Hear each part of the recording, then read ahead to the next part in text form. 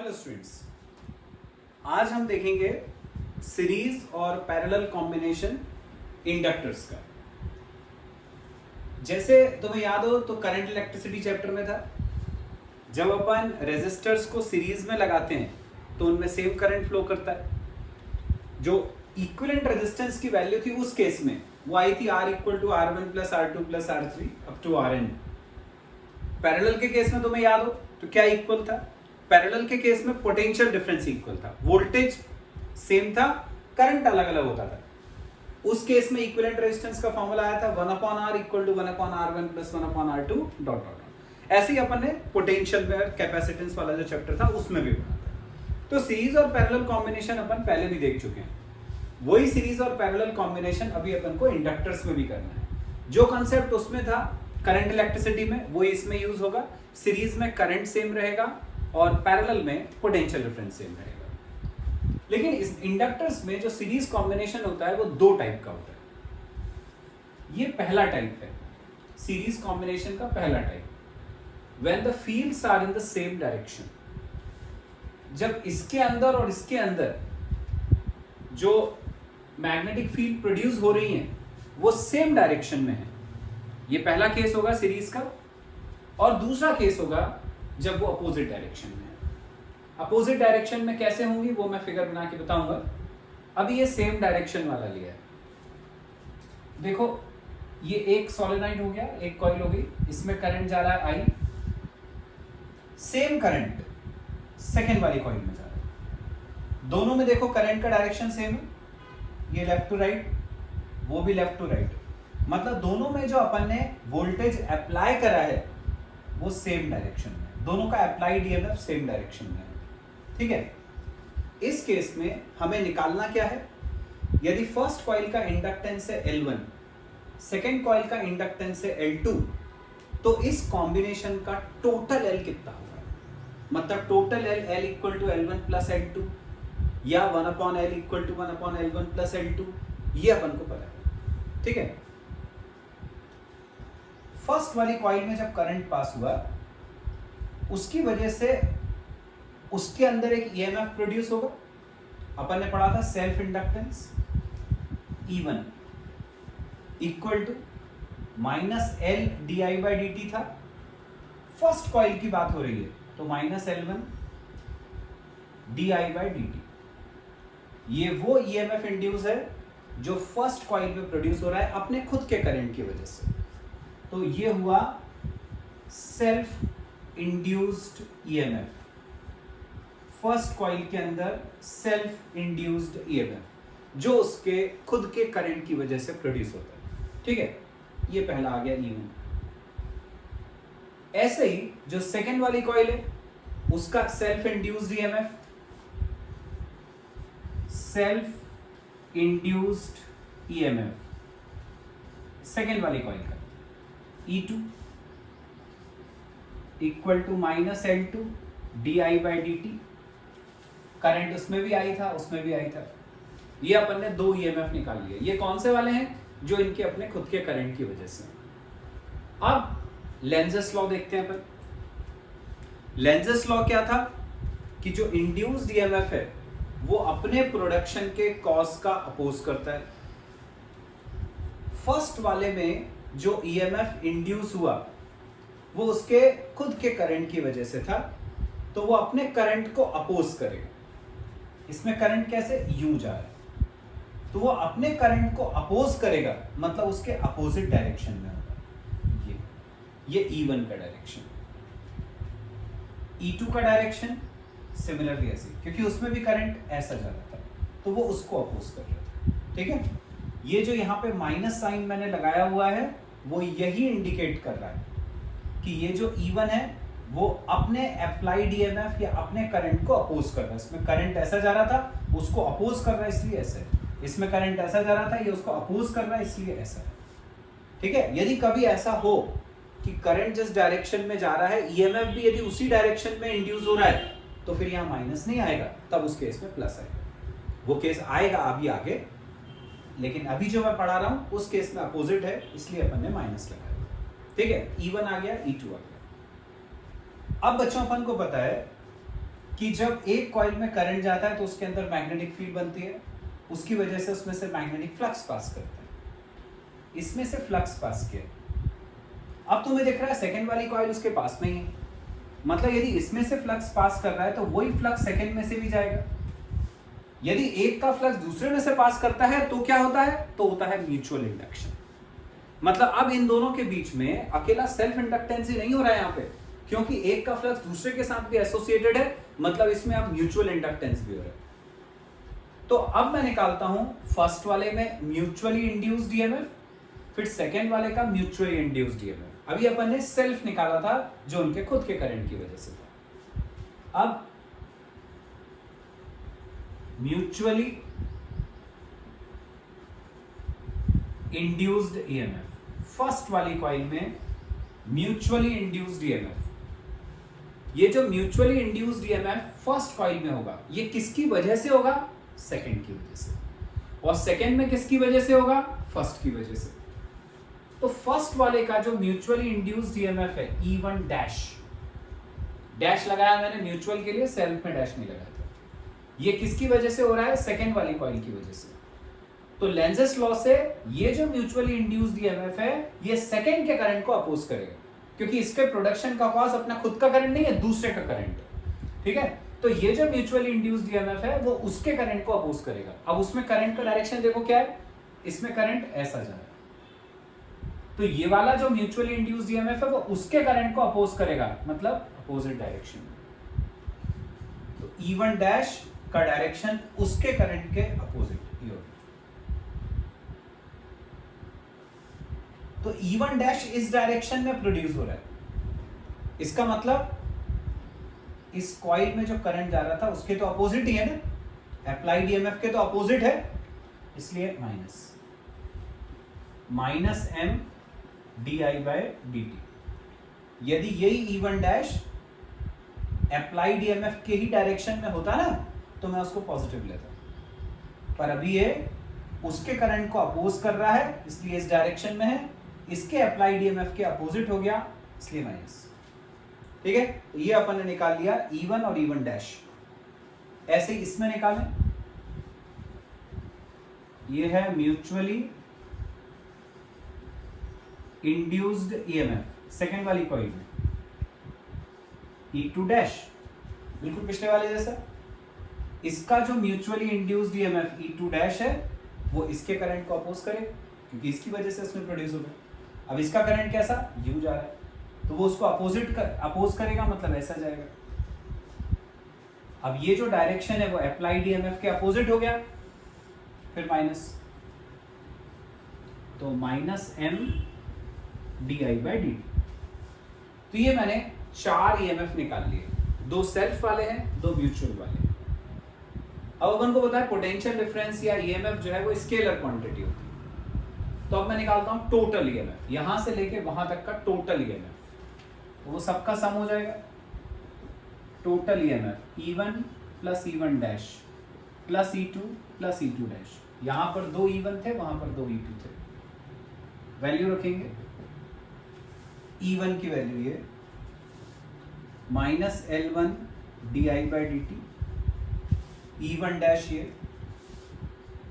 Minus M di/dt, E2 ये minus L2 di/dt, E2 dash minus M di/dt। ये अपन ने सारी वैल्यूज रखी। इसमें से minus di/dt common, minus di/dt common. अब अंदर क्या बचा, माइनस कॉमन ले लिया तो ये प्लस L1 हो गया, माइनस कॉमन निकाल लिया तो ये प्लस L2 हो गया, ये माइनस M और माइनस M माइनस 2M, लेकिन माइनस अपन कॉमन ले चुके हैं तो प्लस 2M, ये आ गया। तो ये आ गया टोटल ईएमएफ, यहां से लेके वहां तक का टोटल ईएमएफ, ठीक है, यहां तक आ गया अपने को समझ में। इसको हमने फर्स्ट इक्वेशन सपोज कर लिया। तो बच्चों अपन ने सारे ईएमएफ को ऐड करके टोटल ईएमएफ तो निकाल लिया, लेकिन अपना एम क्या था, अपना एम था टोटल इंडक्टेंस निकालना, रिजल्टेंट इंडक्टेंस निकालना। तो जैसे अपन रेजिस्टेंसेस के केस में जो टोटल रेजिस्टेंस होता था उसको इक्विवेलेंट रेजिस्टेंस बोलते हैं, वैसे अपन इसमें इसको इक्विवेलेंट इंडक्टेंस बोलते हैं। तो let equivalent inductance be L, equivalent inductance को एल मान लिया। इक्विवेलेंट इंडक्टेंस मतलब क्या, वैसे ही जैसे अपन रेजिस्टर के केस में करते थे, सबको हटा दिया, उसकी जगह एक सिंगल रेजिस्टर लगाया, वैसे ही अपन ने दोनों कॉइल को हटा दिया और उसकी जगह पर एक सिंगल इंडक्टर लगाया। ये दोनों कॉइल को हटा दिया, हमने एक सिंगल इंडक्टर लगाया एल, बैटरी लगाई वही ईएमएफ की जो अपन ने टोटल यहां निकाला था, ये था टोटल ईएमएफ ई, वही टोटल ईएमएफ ई की बैटरी निकाल दी, वही करंट है इसमें आई। अब यहां तुम देख रहे हो, यहां तो सिंगल कॉइल है, सिंगल कॉइल में सिर्फ सेल्फ इंडक्टेंस ही होता है, म्यूचुअल इंडक्टेंस नहीं होता उसमें। म्यूचुअल तभी होता है जब दो कॉइल्स हो, तो इस केस में तो अकेला सेल्फ इंडक्टेंस होगा। अकेला सेल्फ इंडक्टेंस होगा तो ई की वैल्यू होगी इसमें minus L D I by D T, Faraday के लॉ से। सेकेंड इक्वेशन आपकी। तो अब तुम्हें दिख रहा है कि अपन ने ई की दो वैल्यू निकाली, एक पहले निकाली थी सबका ईएमएफ टोटल करके, और एक अपन ने उसी सर्किट को दोबारा बनाकर ये निकाल दिया। अब है तो दोनों एक ही बैटरी के ईएमएफ, तो दोनों को अपन आपस में इक्वल कर सकते हैं। इक्वेट करते हैं दोनों को, minus L D I by D T equal to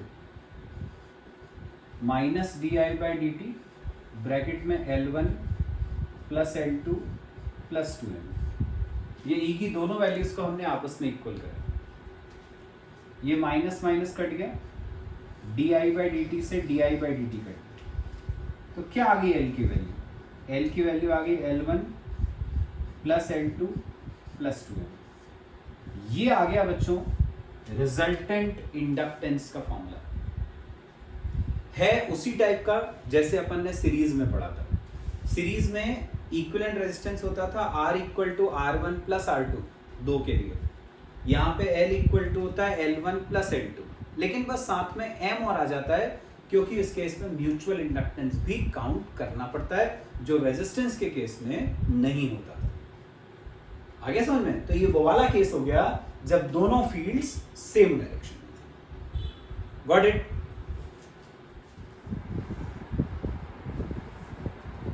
अब बच्चों सीरीज कॉम्बिनेशन में ही सेकेंड पॉइंट है, when the fields are in opposite direction.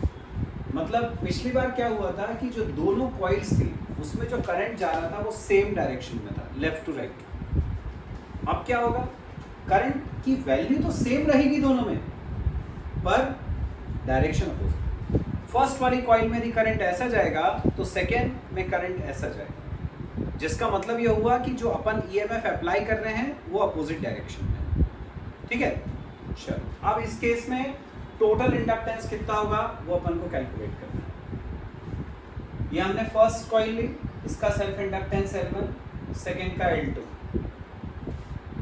First का self induced EMF E1 self है, मतलब ये किसकी वजह से है, ये उसके खुद के करंट की वजह से, तो वो अपने स्वयं के करंट को अपोज करेगा। इसमें करंट का डायरेक्शन कैसा है, ऐसा, उसको अपोज करेगा मतलब ऐसा। ये हो गया E1। क्योंकि ये E1 अपने करंट को अपोज कर रहा है, अप्लाइड ईएमएफ के अपोजिट है, इसलिए माइनस। तो पहला वाला self induced EMF minus L1 D I by D T, self है इसलिए L, म्यूचुअल होता है तो M, माइनस इसलिए क्योंकि वो इस डायरेक्शन में है जो कि अप्लाइड ईएमएफ के अपोजिट है। ठीक है, सेकेंड कॉइल का सेल्फ इंड्यूस्ड ईएमएफ, इसमें करंट यूं गया, यहां से ऐसा आ रहा है, तो तुम्हें दिख रहा है करंट का डायरेक्शन दोनों में अपोजिट है। इसमें करंट ऐसे जा रहा है जबकि उसमें करंट ऐसे आएगा। तो अब इसका self induced EMF E2 equal to, ये अपने स्वयं के करंट को अपोज करेगा, इसमें करंट ऐसे जा रहा था U, करंट का डायरेक्शन ऐसा था, उसको अपोज करेगा, ऐसे प्रोड्यूस होगा। ये फिर अप्लाइड ईएमएफ इसका कैसा है, करंट ऐसे जा रहा है, मतलब अप्लाइड ईएमएफ का डायरेक्शन ऐसा है, तो ये अपने अप्लाइड ईएमएफ को अपोज कर रहा है, अपोजिट डायरेक्शन में है, तो माइनस, तो माइनस L2 di/dt, E1 आ गया, E2 आ गया, ये सेल्फ वाले हो गए। अब म्यूचुअल निकालता हूं, इसका mutually induced EMF E1 dash, जो किसकी वजह से है, सेकेंड कॉइल के करंट की वजह से। सेकेंड में करंट का डायरेक्शन क्या था, सेकेंड में करंट का डायरेक्शन ऐसा था, करंट यूं जा रहा था ऐसे, तो ये वाला जो म्यूचुअली इंड्यूस्ड ईएमएफ है वो उसके करंट को अपोज करेगा, मतलब ऐसा जाएगा। E1 डैश का डायरेक्शन ये, जो कि अप्लाइड ईएमएफ के समान है, सेम डायरेक्शन है, तो पॉजिटिव। E1 डैश हुआ प्लस m di/dt। पिछली बार ऐसा नहीं था, पिछली बार वो माइनस में था क्योंकि वो अप्लाइड ईएमएफ के को अपोज कर रहा था, इस बार वो अप्लाइड ईएमएफ के साथ चल रहा है। इसका mutual induced EMF E2 dash, उसका डायरेक्शन कैसा है, ये जो E2 डैश है ये म्यूचुअली इंड्यूस्ड ईएमएफ है, मतलब इसके करंट की वजह से उसमें प्रोड्यूस हुआ। इसका करंट कैसा जा रहा था, तो E2 डैश उसको अपोज करेगा, मतलब ऐसे। अब ये जो E2 डैश का डायरेक्शन है वो इसके अंदर जो अप्लाइड ईएमएफ है उसके समान है, इसका मतलब ये भी पॉजिटिव, तो E2 डैश हो गया m di/dt। तो ये बच्चों अपन ने 4 ईएमएफ निकाल लिए, 2 सेल्फ वाले, 2 म्यूचुअल वाले। अब हम इन सब का टोटल करके टोटल ईएमएफ निकालेंगे। Total EMF E1 plus E2 plus E1 dash plus E2 dash, values रखेंगे। ये E1 minus L1 di/dt, E2 minus L2 di/dt plus E1 dash और E2 डैश दोनों को ऐड करना, ये है E1 डैश, वो है E2 डैश, दोनों को ऐड करेंगे तो m di/dt दोनों बार पॉजिटिव है, ऐड हो जाएगा 2m di/dt, ऐसा आ गया। इसमें से माइनस di/dt कॉमन, जैसे पिछली बार निकाला था, अंदर के साइन चेंज, ये माइनस था तो प्लस L1, ये माइनस था तो प्लस L2, ये प्लस था तो माइनस 2m। ये आ गई हमारी इक्वेशन नंबर 1। ये अपन ने निकाल लिया बच्चों टोटल ईएमएफ, सेल्फ और म्यूचुअल सबको ऐड करके। आगे यहां तक समझ में। इक्विवेलेंट इंडक्टेंस निकालने के लिए हम फिर वही करेंगे, दोनों कॉइल्स को हटाकर एक सिंगल कॉइल ले लेंगे। Let equivalent inductance be L। तो दोनों कॉइल को हटाया, उसकी जगह पर अपन ने एक सिंगल कॉइल ली, वही बैटरी लगाई जिसका ईएमएफ है E, करंट I और इंडक्टेंस है। E की value minus L di/dt, second equation होगी। पहले बताया था मैंने सिंगल कॉइल है तो m का कोई चांस ही नहीं है, म्यूचुअल होता ही नहीं है सिंगल। फर्स्ट और सेकेंड इक्वेशन से E की वैल्यूज आ गई, दोनों को आपस में इक्वल करते हैं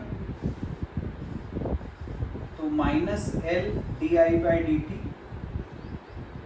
इक्वल टू माइनस di/dt, यहाँ L1 plus L2 minus 2m, minus di/dt यहाँ का और माइनस di/dt यहाँ का कैंसिल। आ गया L का formula, L1 plus L2 minus 2m। ठीक है, तो ये आ गया अपना सीरीज में सेकेंड केस, जब अपन ने दोनों कॉइल में जो करंट पास करा वो अपोजिट डायरेक्शन में था, तब इक्विवेलेंट इंडक्टेंस का फॉर्मूला ये होता है। और जब पिछली बार अपन ने किया था दोनों कॉइल में जाने वाला करंट सेम डायरेक्शन में था, तो यहाँ पर माइनस की जगह पर उसमें +2m है। आगे समझ में? तो ये अपना series combination of inductors complete होता है। बच्चों अपन ने सीरीज के दोनों पार्ट्स देख लिए। अब है पैरेलल कॉम्बिनेशन ऑफ इंडक्टर्स।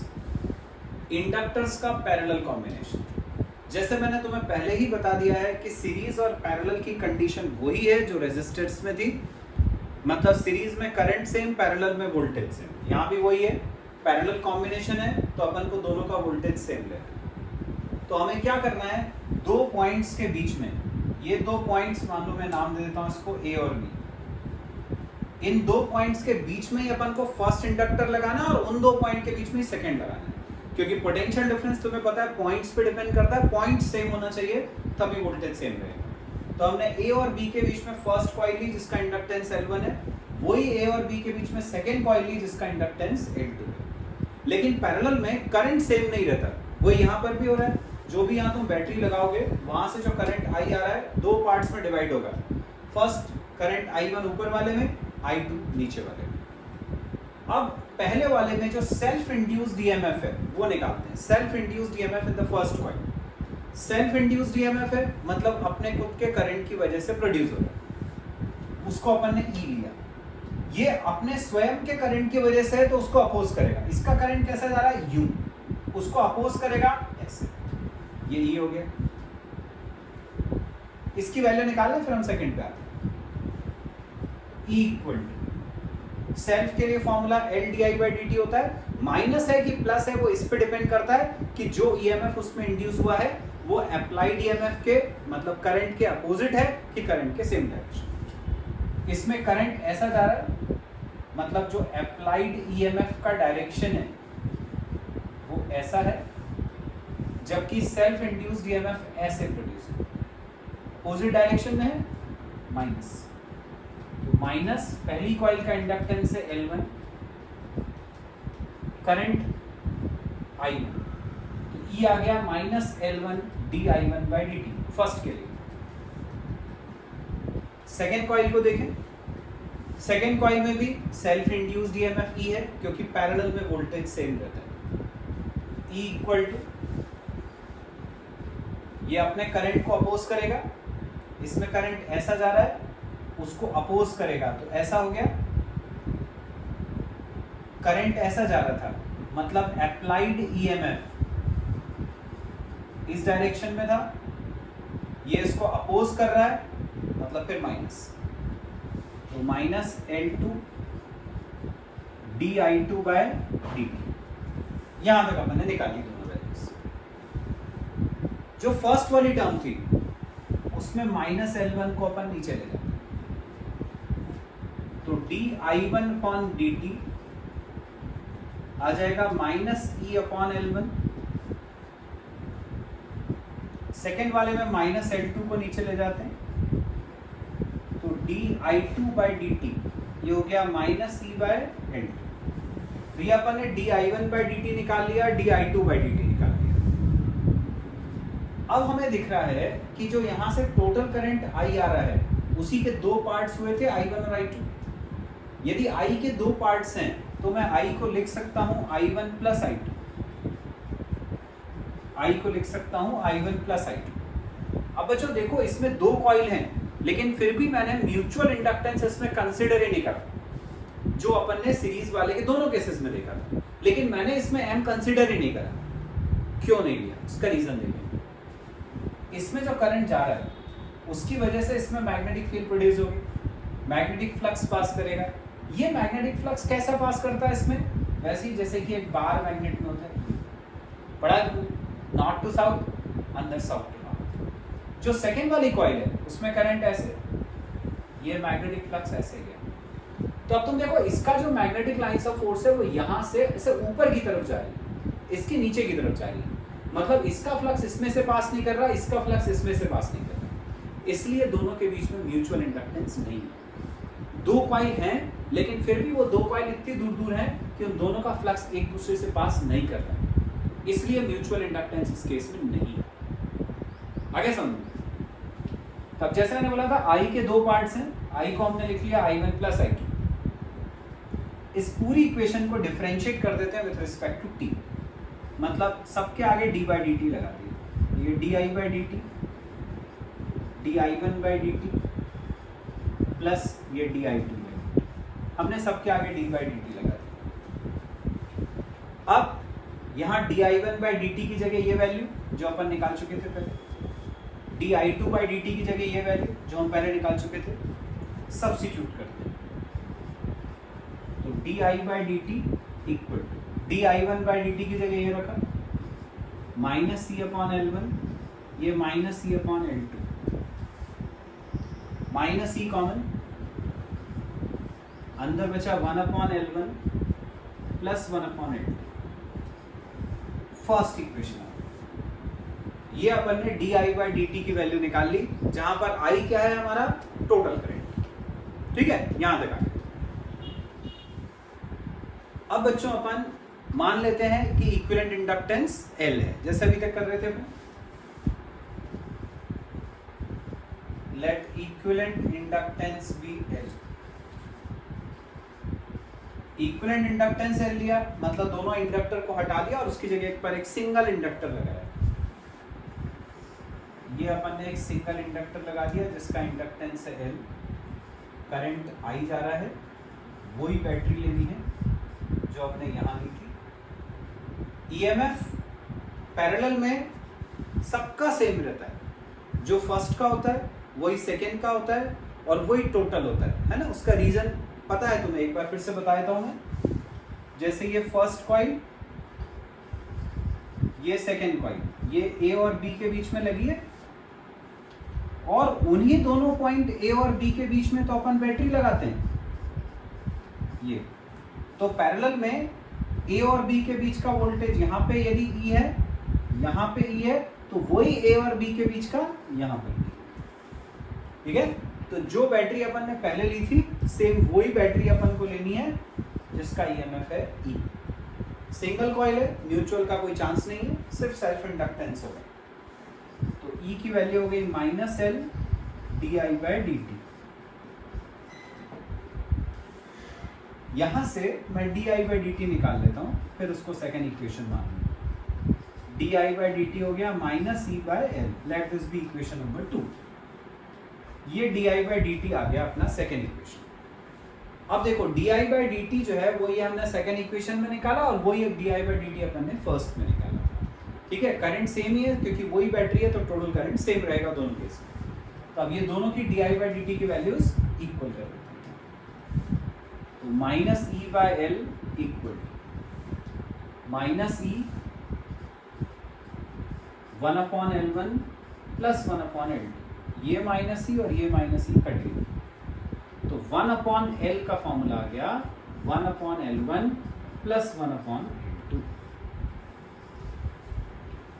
अब ये फॉर्मूला भी देखो बच्चों वही आया जो अपन ने पैरेलल कॉम्बिनेशन के लिए पढ़ा था रेजिस्टेंसेस के केस में। तो मैं याद हो तो अपन ने पढ़ा था रेजिस्टेंस में सीरीज में होता है R equal to R1 plus R2, और पैरेलल में 1 upon R equal to 1 upon R1 plus 1 upon R2 होता है। ये फॉर्मूला भी पैरेलल वाला सेम आया है, आगे समझ में। तो ये अपन ने सीरीज और पैरेलल कॉम्बिनेशन ऑफ इंडक्टर्स दोनों कंप्लीट कर दिए। नेक्स्ट और बहुत इंपॉर्टेंट टॉपिक है बच्चों, AC generator. AC generator, AC generator तुमने 10th क्लास में भी पढ़ा है। तुमने पढ़ा कि जनरेटर वो डिवाइस होता है which converts mechanical energy to electrical energy. वही है जो तुमने 10th में पढ़ा था, वैसा ही कंस्ट्रक्शन है, वैसी ही वर्किंग है। बस 10th क्लास में अपन जो उसके अंदर वोल्टेज प्रोड्यूस होता है, जो करंट प्रोड्यूस होता है, उसका डेरिवेशन नहीं करते थे। इस केस में अपन को वो भी करना है, बाकी वर्किंग वही है जो तुम 10th क्लास में पढ़ चुके हो। तो एसी जनरेटर वो device which converts mechanical energy to electrical energy, मतलब इसमें जो कॉइल है उसको अपन घुमाएंगे, उससे करंट प्रोड्यूस होगा, ठीक है। मेन पार्ट्स देखें इसके, फील्ड मैग्नेट, ऐसा होता है एसी जनरेटर। ये जो नॉर्थ और साउथ पोल दिख रहे हैं तुम्हें, ये एक स्ट्रॉन्ग हॉर्स शू मैग्नेट के दो पोल्स होते हैं, जिससे नॉर्थ साउथ के बीच में एक स्ट्रॉन्ग मैग्नेटिक फील्ड प्रोड्यूस होती है। तो ये हो गया फील्ड मैग्नेट। आर्मेचर, ये जो कॉइल दिख रही है ABCD, ये आर्मेचर कॉइल कहलाती है। एक एल्यूमिनियम फ्रेम के ऊपर कॉपर के अपन बहुत सारे टर्न्स बांध देते हैं जिससे अपन आर्मेचर बनाते हैं। यही आर्मेचर है जो घूमता है जिससे अपन को करंट मिलता है। Third point, slip rings. ये जो आर्मेचर के दो एंड्स तुम्हें दिख रहे हैं, ये वाला एंड, ये लंबा वाला एंड है, ये छोटा वाला एंड है। ये जो दोनों एंड है वो तुम्हें दिख रहा है, ये दो सर्कुलर रिंग्स को टच कर रहे हैं। ठीक है, रिंग जो है वो इस तरह की रहती है, ऐसी, और ये दो एंड्स हो गए। तो ये दो एंड जो है वो रिंग को हमेशा ऐसे टच करते हुए घूमते हैं। ठीक है, उसके कांटेक्ट में बने रहते हैं। ये एक आर्म इसमें बड़ा होता है, एक आर्म छोटा होता है इन AC जनरेटर। तो मैं याद हो तो 10th क्लास में DC जनरेटर था, उसमें दोनों आर्म्स जो थे वो सेम साइज के थे, इसमें एक बड़ा एक छोटा होता है। तो ये दो रिंग्स हो गई। नेक्स्ट पॉइंट है ब्रशेस। ब्रश जो हैं ये कार्बन के बने होते हैं। ये हैं दो ब्रश, B1 और B2। ये दोनों ब्रशेस जो हैं ये रिंग को टच कर हुए रहते हैं। ठीक है, जैसे रिंग जो है वो ऐसी है, ये जो ब्रश है वो उसको टच करेगा। ठीक है, पर ये घूमता नहीं है रिंग के साथ। ठीक है, ये ब्रश सिर्फ इसके कांटेक्ट में बना रहता है। ब्रश का काम क्या होता है, जो भी यहाँ पर करंट प्रोड्यूस हो रहा है उसको एक्सटर्नल सर्किट में भेजने का काम करता है ब्रश। तो इंटरनल करंट को एक्सटर्नल सर्किट में पास करता है ब्रश। आ गया, ये कंस्ट्रक्शन हो गया इसका। अब अपन देखेंगे इसकी वर्किंग। वर्क कैसे करता है। ये जो आर्मेचर कॉइल है ये ऐसी पोजीशन में है, जैसे ये मूव करती है ऐसे घूमी। ये डायरेक्शन मैंने इनवर्ट्स बनाया, मतलब AB अंदर की तरफ जाएगा। तो जैसे AB अंदर की तरफ गया, CD बाहर आएगा, CD बाहर की तरफ आएगा। तो जो magnetic lines of force north से साउथ पोल की तरफ जा रही थी, जो पहले सिर्फ इस पतले थिन रीजन को क्रॉस कर रही थी, अब जैसे ये कॉइल घूमी वो इस थिक रीजन को क्रॉस करेगी। थिक रीजन को क्रॉस करेंगी मतलब फ्लक्स चेंज हो जाएगा। और फैराडे के लॉ से हमने पढ़ा है कि जब कभी फ्लक्स चेंज होता है तो EMF इंड्यूस होता है। तो इस कॉइल में फ्लक्स के चेंज होने की वजह से EMF इंड्यूस होगा, तो इसमें करंट फ्लो करेगा। अब तुम्हें करंट का डायरेक्शन कौन बताता है। करंट का डायरेक्शन जो है वो अपन को बताता है फ्लेमिंग्स राइट हैंड रूल। तो अब इसमें यदि अपन फ्लेमिंग्स राइट हैंड रूल लगाएं, ये 4 फिंगर फील्ड का डायरेक्शन, थंब मोशन का डायरेक्शन, मिडिल फिंगर बताता है करंट का डायरेक्शन। AB कहाँ जा रहा है, AB जा रहा है, AB ऐसे मूव कर रहा था, ये अंदर की तरफ जा रहा था, तो ये मोशन अंदर की तरफ, फील्ड ऐसे, ये AB का मोशन इनवर्ड्स, फील्ड ऐसे, ये करंट हो गया ऐसे। मतलब इसके अंदर जो इंड्यूस करंट प्रोड्यूस होगा वो ऐसे फ्लो होगा। CD में देखें, यदि ये कॉइल ऐसी मूव करी यूं, तो AB अंदर गया, CD बाहर आया, CD बाहर आया, CD आउटवर्ड्स आ रहा है, आउटवर्ड ये आउटवर्ड डायरेक्शन। ये 4 फिंगर फील्ड का डायरेक्शन, मिडिल फिंगर करंट का डायरेक्शन। करंट ऊपर की तरफ, इसमें करंट ऊपर की तरफ। तब ये करंट यहां से ऐसा फ्लो करते हुए आएगा इधर, यहां से इधर, यहां से गया रिंग R2 में, R2 से जाएगा B2 में, B2 से जाएगा B1। मतलब करंट का डायरेक्शन फर्स्ट हाफ साइकिल में हो गया B2 टू B1। ये फर्स्ट हाफ साइकिल में करंट हो गया B2 से B1 की तरफ। सेकेंड हाफ साइकिल मतलब जब आर्मेचर आधा घूम चुका है, 180 डिग्री से घूम चुका है, उसके बाद करंट का डायरेक्शन देखना है। तो यदि आर्मेचर हाफ घूम जाता है, ये ऐसा था घूम के ऐसा, यदि ये ऐसा पलट गया, इसका मतलब ये हुआ कि ये जो AB वाला हिस्सा था अब वो इस तरफ आ जाएगा, AB वाला पार्ट इधर आ जाएगा, CD वाला पार्ट वहां चला जाएगा। ये यदि AB वाला पार्ट इस तरफ आ गया तो जो AB है उसके साथ तो बड़ा वाला आर्म कनेक्टेड था, तो अब यहां पर बड़ा वाला आर्म इधर आ जाएगा ये, और CD के साथ छोटा आर्म कनेक्टेड था, CD वहां पहुंच गया, तो CD के साथ छोटा वाला आर्म जो सिर्फ यहां तक था वो इधर रह जाएगा ये।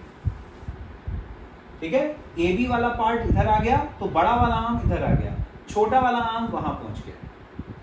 अब कॉइल लगातार घूम तो उसी डायरेक्शन में रही है, मतलब करंट तो अभी भी उसी डायरेक्शन में जनरेट होगा, यहाँ पे ऊपर और वहां पे नीचे ऐसे। अब ये करंट यहां से ऐसे फ्लो करता हुआ इधर आया, यहां से फ्लो करता हुआ अब छोटे वाले आर्म में आया, ठीक है। पिछली बार वो बड़े आर्म में जाता हुआ R2 तक पहुंच गया था, इस बार छोटे आर्म में आया है तो वो R1 से आगे नहीं जा सकता। R1 में आया, R1 से B1 में गया, B1 से B2 में गया। तो देखो जहां पिछले हाफ साइकिल में B2 से B1 आ रहा था, अब की बार करंट जा रहा है B1 से B2। ये तो जहां फर्स्ट हाफ साइकिल में करंट ऐसे गया, नेक्स्ट हाफ साइकिल में करंट ऐसे गया, मतलब करंट का डायरेक्शन तुम्हें दिख रहा है रिवर्स हो गया। तो क्योंकि करंट का डायरेक्शन रिवर्स हो जाता है, इसीलिए अपन इसको बोलते हैं एसी डायनेमो या एसी जनरेटर, ठीक है। यदि डीसी होता है डायरेक्ट करंट तो उसमें करंट कंटिन्यूअसली फ्लो करता है एक ही डायरेक्शन में, या तो B1 से B2 या B2 से B1। यहाँ पर आधी आधी साइकिल में करंट का डायरेक्शन चेंज होता है, इसलिए अपन इसको बोलते हैं एसी जनरेटर। आ गया यहाँ तक समझ में? तो बच्चों अपन ने एसी जनरेटर का कंस्ट्रक्शन देख लिया, कैसे वर्क करता है वो समझ लिया। अब अपन को डिराइव करना है कि इसके अंदर ईएमएफ कितना इंड्यूस होता है, करंट कितना इंड्यूस होता है। जैसे मैंने तुम्हें पहले ही बताया कि जो अभी तक अपन ने जनरेटर में पढ़ा वो तो वही है जो तुमने 10th क्लास में भी पढ़ा था, लेकिन अब जो डेरिवेशन वाला पार्ट है ये तुमने पहले कभी नहीं करा है। तो हमें ईएमएफ निकालना है और करंट निकालना है। उसके लिए अपन फ्लक्स का फॉर्मूला देखें, फ्लक्स जो आर्मेचर कॉइल में से पास करेगा। जानते हैं अपन फ्लक्स होता है NBA cos थीटा। सारी टर्म्स तुम जानते हो, N नंबर ऑफ टर्न्स है, B मैग्नेटिक फील्ड है, A एरिया है आर्मेचर कॉइल का, और थीटा एंगल है जो आर्मेचर का नॉर्मल मैग्नेटिक फील्ड के साथ बनाता है, जैसे अपन हमेशा करते हैं। सपोज यदि आर्मेचर जब रोटेट कर रहा है तो उसकी जो एंगुलर वेलोसिटी है उसको हमने ओमेगा मान लिया। आर्मेचर घूमा उस समय उसकी एंगुलर वेलोसिटी ओमेगा, तो ओमेगा की वैल्यू हो गई थीटा बाई टी, यही होती है एंगुलर वेलोसिटी। यहां से थीटा निकाल लिया, ओमेगा इंटू टी, इसको थीटा की जगह सब्स्टिट्यूट किया तो फ्लक्स आ जाएगा NBA cos थीटा की जगह रख दिया ओमेगा, ये फ्लक्स निकला है। अब लगाते हैं फेराडे का लॉ। फेराडे के लॉ से इंड्यूस्ड ईएमएफ होता है माइनस d∅dt। फाई की जगह पर हम यानी वैल्यू रखते हैं तो E हो जाएगा माइनस d/dt। फाई की जगह रखा NBA cos ओमेगा टी, ये हमने फाई की जगह सब्स्टिट्यूट कर दिया। डिफरेंशिएशन में तुम जानते हो जो जो कांस्टेंट है उसको अपन बाहर निकाल लेते हैं, जो बचा हुआ है उसको डिफरेंशिएट करते हैं। N B और A बाहर, ये बाहर निकाला, बचा d/dt cos ओमेगा टी, यहां तक आ गया, माइनस NBA बाहर। अब इसको डिफरेंशिएट करना है तो चेन रूल से करेंगे, पहले कॉस का डिफरेंशियल फिर अंदर वाली टर्म का। कॉस का डिफरेंशियल होता है माइनस साइन, ये हो गया minus sign omega T multiplied by अंदर का डिफरेंशियल या टी का कोफिशिएंट कुछ भी ले लो तुम, ओमेगा। पहले कॉस का डिफरेंशियल कर लिया माइनस साइन ओमेगा टी, फिर ओमेगा टी का डिफरेंशियल ओमेगा, या ये भी कह सकते हो कि पहले कॉस का डिफरेंशियल कर लिया और फिर जो टी का कोफिशिएंट था उससे मल्टीप्लाई कर दिया, जैसे हम डिफरेंशिएशन में करते हैं। तो ई आ गया minus minus plus NBA omega sine omega T, ये अपन को ई की वैल्यू पता चली, इसको हमने फर्स्ट इक्वेशन नाम दे दिया। अब यदि मान लो अपन को ई मैक्सिमम चाहिए,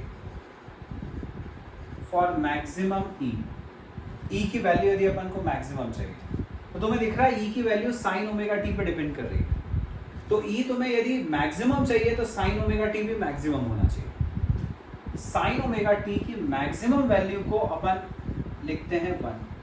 साइन थीटा की मैक्सिमम वैल्यू 1 होती है और मैक्सिमम ईएमएफ के केस में अपन ई को ई नॉट से रिप्रेजेंट करते हैं। तो यदि अपन इस इक्वेशन में ये मैक्सिमम वाली कंडीशन लगाएं तो मैक्सिमम के लिए मैंने बोला ई को लिखेंगे ई नॉट,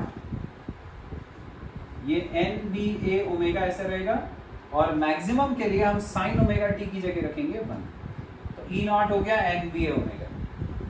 तो जहां पर एन बी ए ओमेगा आया था उसकी जगह पर ई नॉट रख सकते हैं। तो ई की वैल्यू आ गई E naught sine omega T. ये आ गया अपना इंड्यूस्ड ईएमएफ का एक्सप्रेशन।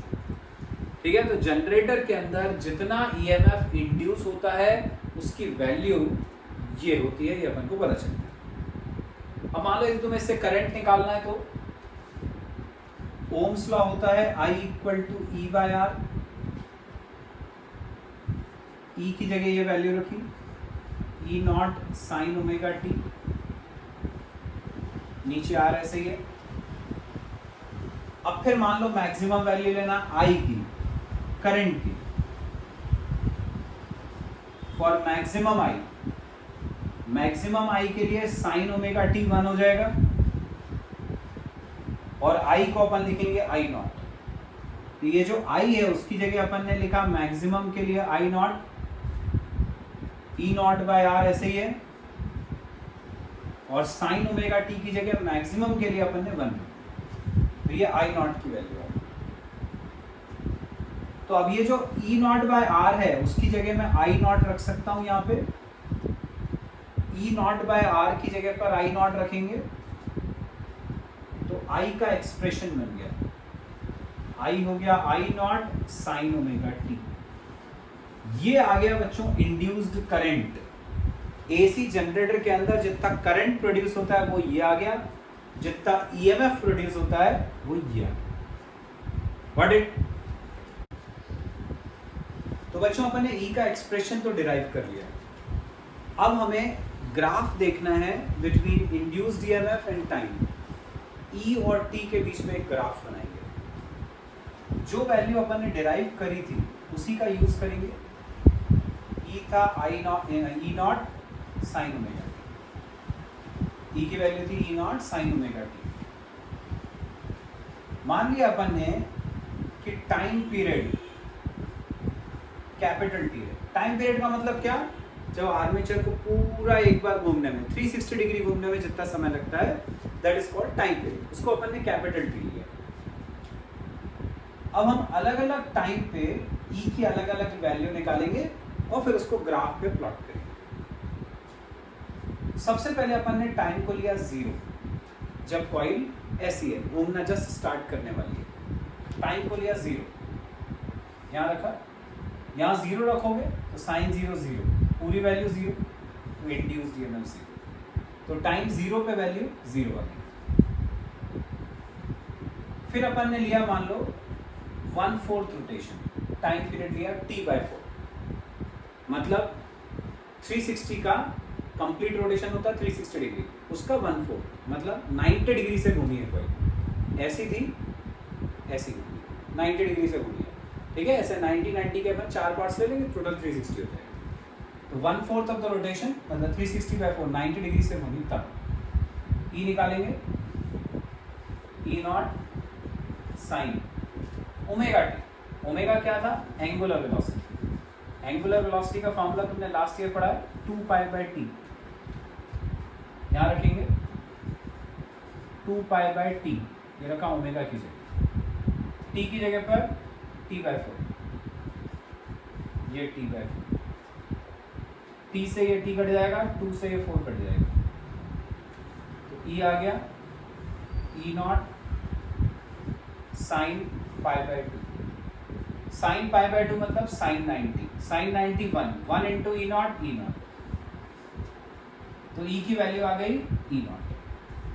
ठीक है, तो अपन को पता चल गया कि टाइम 0 पर e की वैल्यू 0 है, टाइम t/4 पे e की वैल्यू ई नॉट है।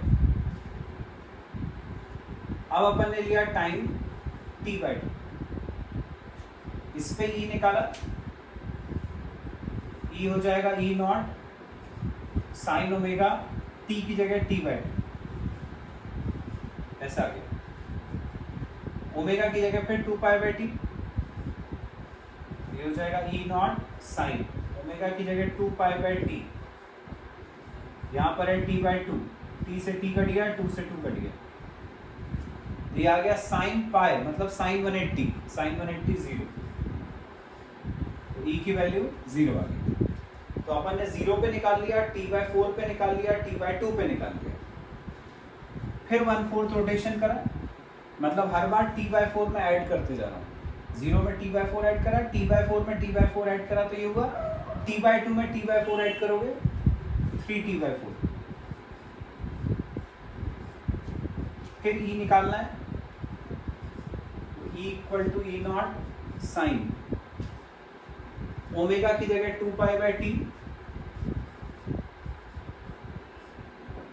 टी की जगह 3t बाई 4, टी से टी गया, ये 2 2 सा 4, ई आ गया E naught sine 3 pi by 2, 3 pi by 2 का मतलब 270, और साइन 270 होता है -1, तो ये आ गया माइनस ई नॉट। ठीक है, अब लास्ट वाला फिर 1/4 जोड़ोगे तो 3t by 4 plus t by 4, 4t by 4 मतलब total time period t, total time period मतलब कॉइल पूरा घूम गई, 360 डिग्री रोटेशन हो गई। फिर ई निकाला, ई नॉट साइन ओमेगा की जगह 2 पाई बाई टी इंटू में टी, टी से टी कट गया, साइन 360 0, वैल्यू आ गई 0। तो ये बच्चों अपन ने अलग अलग टाइम पे वैल्यूज निकाली, अब इनको ग्राफ पे प्लॉट करना है। y एक्सिस पे हमने लिया e, x एक्सिस पे लिया t, ये टाइम 0, यहां पर ले लिया मैंने टाइम पीरियड t, ये उसका हाफ t बाई 2, ये उसका हाफ 1/4 t बाई 4, और ये दोनों के बीच का 3t बाई 4, t बाई 2 और t के बीच का। अब वैल्यूज लेनी है, यहां पर मान लिया मैंने मैक्सिमम ये है ई नॉट, ये पॉजिटिव साइड, ये नीचे वाला नेगेटिव साइड। अब लेते हैं फर्स्ट वाली वैल्यू t0 पे e0, t0 पे e0, ये पॉइंट हो गया। सेकेंड वाला t बाई 4 पे e नॉट, t बाई 4 पे e नॉट, ये आ गया। t बाई 2 पे 0, t बाई 2 पे 0, ये आ गया। आगे चलें, 3t बाई 4 पे minus E not, 3t by 4 पे माइनस ई नॉट, ये आ गया। t पे 0, ये आ गया। ज्वाइन करते हैं इनको,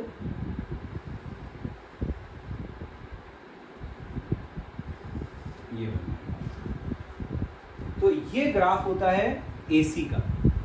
इसको देखकर ही अपन को समझ में आता है कि आधा साइकिल पॉजिटिव तो आधा साइकिल नेगेटिव। ठीक है, करंट जो है वो लगातार अपना डायरेक्शन चेंज करता रहता है। जैसे ग्राफ बच्चों अपन ने E और T का निकाला, यदि करंट के और टाइम का बोला जाए तब भी वैसे ही रहता है, बस E की जगह पर I आ जाता है, यहाँ पर I, यहाँ पर T, ग्राफ वैसे ही बनेगा जैसे अपन ने यहाँ पर करा। आ गया समझ में? तो ये अपना AC जनरेटर कंप्लीट हो गया। साथ ही साथ ये चैप्टर जो है इलेक्ट्रोमैग्नेटिक इंडक्शन, ये भी कंप्लीट हो गया। अब इसकी वर्कशीट तुम सॉल्व करो। फिजिक्स की अगली क्लास में हम नया चैप्टर स्टार्ट करेंगे।